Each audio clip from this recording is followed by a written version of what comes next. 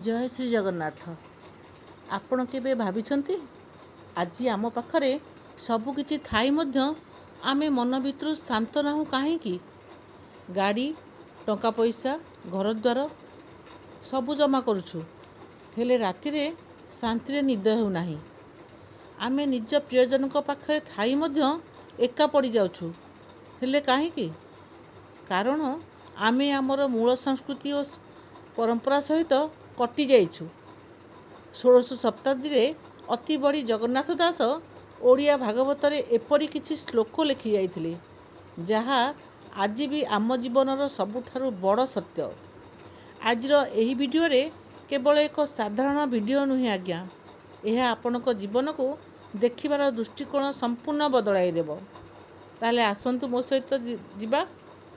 दिन थिला गाँर भागवत टुंगीरु आसुथुबा सुर गोटे पूरा गाँ को जोड़ी रखुला। मनीष मनीष भितरे भल पाइबा थिला, हेले आजी आमे सब बदली जाइछु। चलंतु आज भागवतर से 5टी कथा जानिबा, जहा आपणक हृदय को छुई जीव। ताले मो सहित चलंतु से भागवत टुंगी को। प्राणीर भल मंद बाणी मरण काले ताहा जानी। जीवन सारा आमे काहाकू कष्ट देले, काहा सह छलना कले, केते अहंकार देखाइले, सबुकिछि दिने रहीजिव। मृत्यु शज्यारे पड़िथिबा बेले टंका कामरे आसेनी आज्ञा, आसिब आपण कहिथिबा 2 पद मिठा कथा ओ करिथिबा भल कर्म। काहाकू आघात देवा पूर्वरु थरे भाबि नियंतु, आपण निज पछरे केउ स्मृति छाड़ी जीवाकू चाहुचंती, गाली ना प्रेम? जीवनर सबुठु बड़ सत्य। मर्त्यमंडल रे देह बही निश्चय मरिबे सर्वे जाई।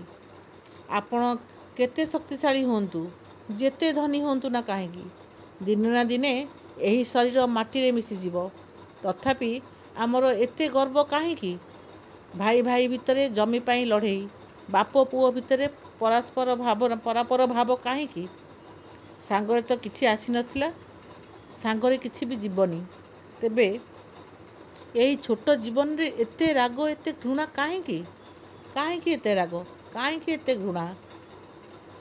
रागरे निज संपर्क भांगी जाउथला। क्रोध समान शत्रु नाही, से क्रोधे बुद्धि नाश जाई। भागवत कहे बाहरे आम कौनसी शत्रु नाहांती, आम भितरे थिबा क्रोध बा राग ही आमर सबुठारु बड़ शत्रु। मात्र 5 सेकेंड राग मध्य वर्ष वर्षर मिठा संपर्क को गोटे मुहूर्त ही भांगी दिए। रागी जीवा सहज आज्ञा, हेले सेही राग जोगु होइथिबा भूल को सुधारिबा बहुत असंभव। तेणु निज क्रोध को नियंत्रण करंतु। पद्म कुशल जे विचारे, पर कुशल जे विचारे, संसारे धन्य सेही नरे। निज पाई तो पशु भी किए, निज पाई तो पशु भी जिए, हेले सेही मनीष ही असल मनीष, जी अन्यर दुख देखी तरली जाए। अन्य को हसाइबारे जो आनंद अछि, ताहा दुनियार कौनसी दामी जिनिसरे मध्य नाही। काहार दुखरे साहाय्यर हाथ बढ़ांतु, देखिबे मन को गोटे अलग प्रकार शांति मिलिब। थरे करिकी देखंतु तो।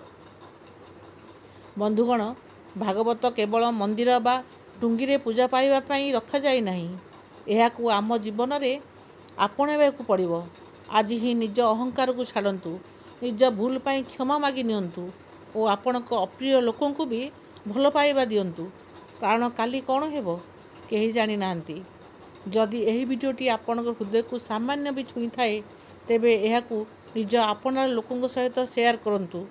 होई पारे आपणकर गोटिए शेयर काहार बदली जाउथुबा संपर्क को बंचाई देव। कमेंट रे जय जगन्नाथ लिखिबा को केबे भी भूलिबेनी। एमिति आउ किछि हृदयस्पर्शी वीडियो पाई चैनल को एबे ही सब्सक्राइब करंतु। बहुत बहुत धन्यवाद आपनकु। जय श्री जगन्नाथ।